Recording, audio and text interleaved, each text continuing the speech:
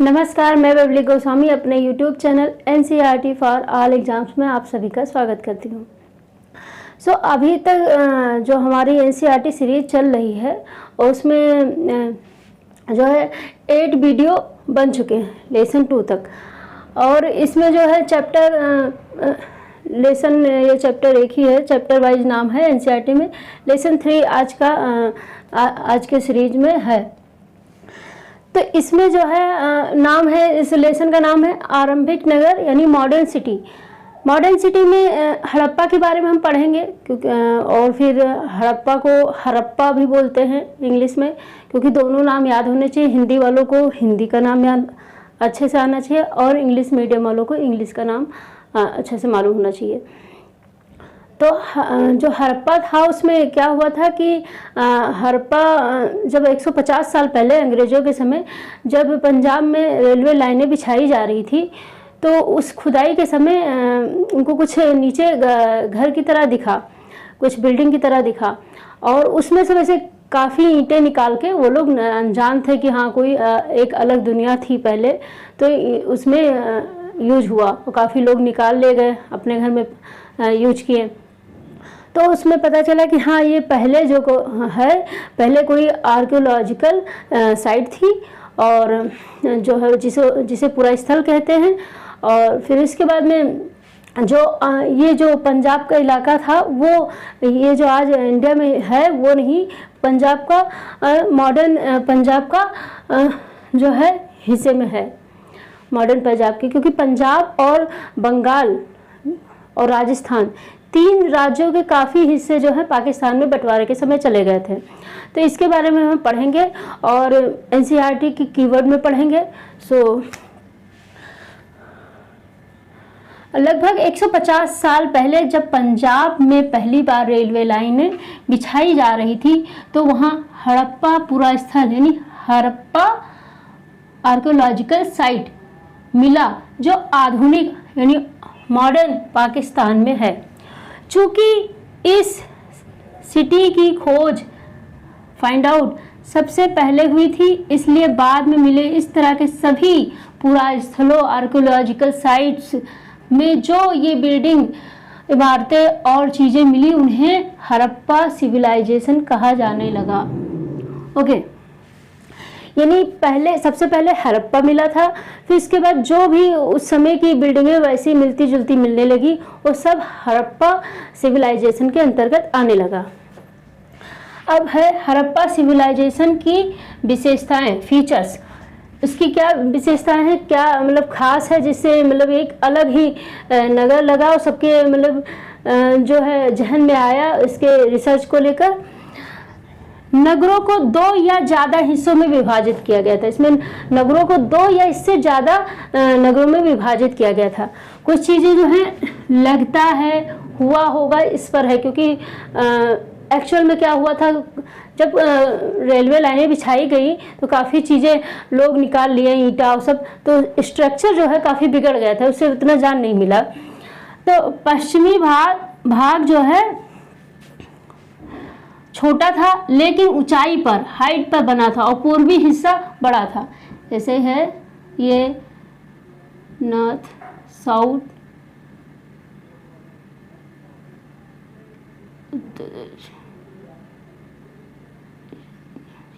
East, इसको पूरब हिंदी में बोलेंगे, इसको उत्तर बोलेंगे, इसको दक्षिण बोलेंगे, इसको पश्चिम बोलेंगे। तो ये हिस्सा जो है ऐसे मान लिया मकान है, तो ये जो हिस्सा है जो उसका पश्चिम भाग है, वेस्ट भाग है, वो ऊंचाई पर ऊंचे पर था, और पूर्वी भाग नीचे हिस्से पर था। यानी ऊंचाई पर बनाया जाता था एक हिस्सा, घर का एक हिस्सा ऊंचाई पर, एक हिस्सा नीचे बनाया जाता था। और फिर क्या था, पूर्वी हिस्सा, और दूसरा क्या था कि ऊंचाई पे बना था और पूर्वी हिस्सा बड़ा था। जो पूर्वी हिस्सा होता था वो ज़्यादा बड़ा रहता था। मान लीजिए इतनी ज़मीन है तो पश्चिम इतना है, पूरब इतने हिस्सा है।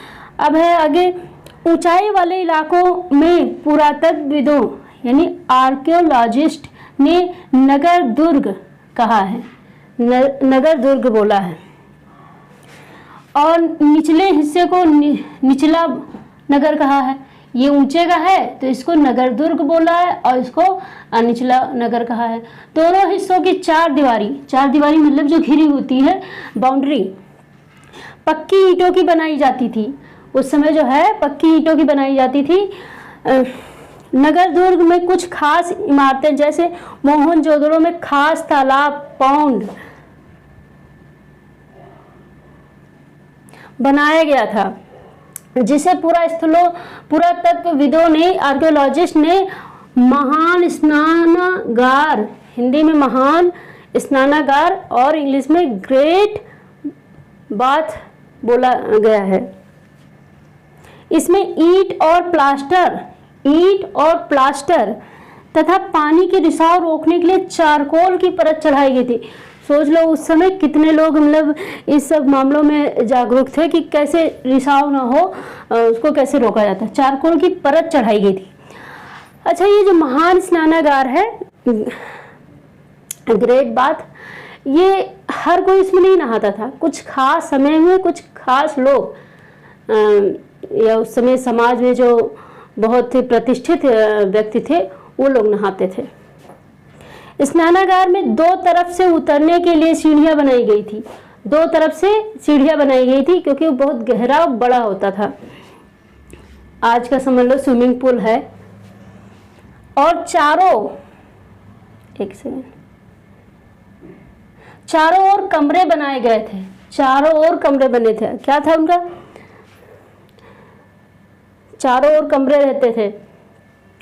कालीबंगा और लोथल नगरों में अग्निकुंड मिले हैं।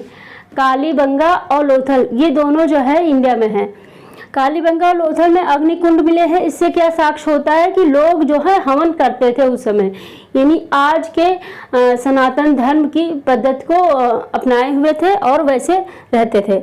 हड़प्पा, मोहनजोदड़ो और लोथल जैसे कुछ नगरों में बड़े बड़े भंडार गृह यानी स्टोर रूम मिले हैं। कौन कौन से नगर में? हड़प्पा, मोहनजोदड़ो और लोथल जैसे कुछ नगरों में बड़े बड़े स्टोर रूम मिले हैं। इससे ये पता चलता है कि ये यहाँ अनाज एकत्रित करते रहेंगे, इकट्ठा करते रहेंगे और जब ज़्यादा अनाज होगा तो व्यापार करेंगे, बेचेंगे। तो ये सब बातें हैं। तो एक बार फिर से इसको पढ़ लेते हैं। 150 साल पहले अंग्रेजों के शासन में जब रेलवे लाइनें बिछाई जा रही थी तो पंजाब इलाके में जब खुदाई की जा रही थी तो उस समय कुछ नीचे धंसा हुआ कोई बिल्डिंग टाइप का मिला। उससे काफ़ी ईंटें निकाल के रेलवे लाइन बिछाई भी गई थी। और फिर उसके बाद जब वहाँ पे ये पता चला कि हाँ कुछ घर टाइप का रहा है जो धंसा हुआ नीचे है, तो फिर इसके बाद में जब वो आर्कियोलॉजिस्ट वहाँ पहुँचे तो उन्होंने उसका नाम दे दिया हड़प्पा, जिसको इंग्लिश में बोलते हैं हड़प्पा। आर्कियोलॉजिस्ट हिंदी में तो लिखा ही है आर्कियोलॉजिस्ट साइट, आर्कियोलॉजिकल साइट मिला जो आधुनिक मॉडर्न पाकिस्तान में है। अब ये पाकिस्तान में, पहले तो पाकिस्तान भारत एक ही हिस्से में था। पंजाब और जो बंगाल है और राजस्थान, उसके कई हिस्से जो हैं पंजाब में सबसे ज़्यादा पंजाब और बंगाल के काफ़ी हिस्से जो है पाकिस्तान में गए थे, क्योंकि पाकिस्तान का जो बंटवारा हुआ तो धर्म के आधार पर था। ये सब तो पॉलिटिकल साइंस में आप पढ़ेंगे आगे। और चूँकि इस नगर की खोज सबसे पहले इस सिटी की खोज हुई थी, इसलिए बाद में मिले इस तरह के सभी आर्कियोलॉजिकल साइट में जो बिल्डिंग और चीज़ें मिली, जो भी उस एरिया में बिल्डिंग और जो भी चीज़ें मिली वो सारी जो है हड़प्पा सिविलाइजेशन के अंतर्गत आने लगी। इस सिविलाइजेशन का निर्माण लगभग 4700 साल पहले हुई थी, ऐसा माना जा रहा है। 4700 ईयर पहले जो है हुई थी। अब है इसके फीचर्स क्या हैं हड़प्पा सिविलाइजेशन के। नगरों को 2 या इससे ज़्यादा हिस्सों में बांटा गया था। पश्चिम भाग वेस्ट साइड जो है ऊंचाई पर था लेकिन छोटा था, जैसे ये ऊंचाई पर है, छोटा है। और पूर्वी भाग यानी वेस्ट साइड बड़ा है लेकिन जो है नीचे भाग में है, निचले इलाके में है।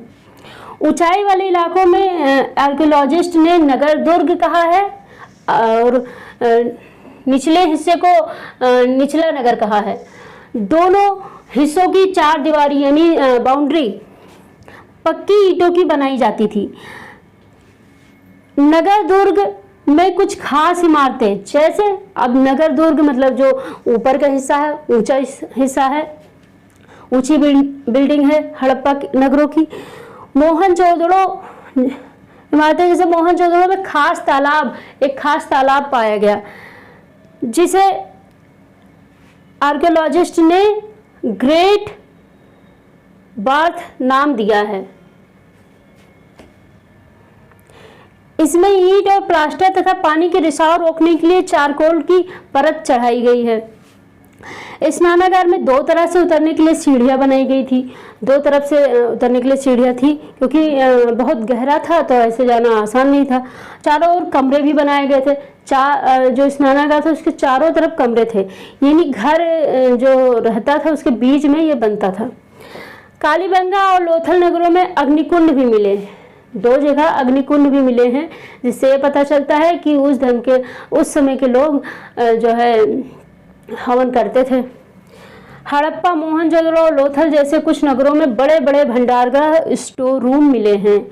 हड़प्पा, मोहनजोदड़ो और लोथल, और ये तीनों बहुत इम्पोर्टेंट भी हैं, इसी से जुड़े कई क्वेश्चन बनते भी हैं। सो इसका आप स्क्रीनशॉट ले लीजिए।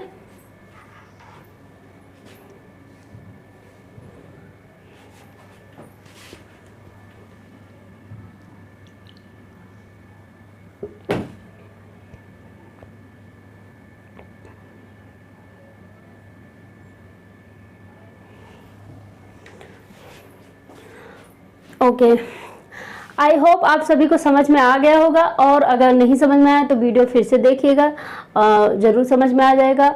और हम जो है NCERT सीरीज लेकर आए हैं 6 to 12, अभी 6 to 12 है, और SST के जो 4 सब्जेक्ट होते हैं वो लेकर आए हैं।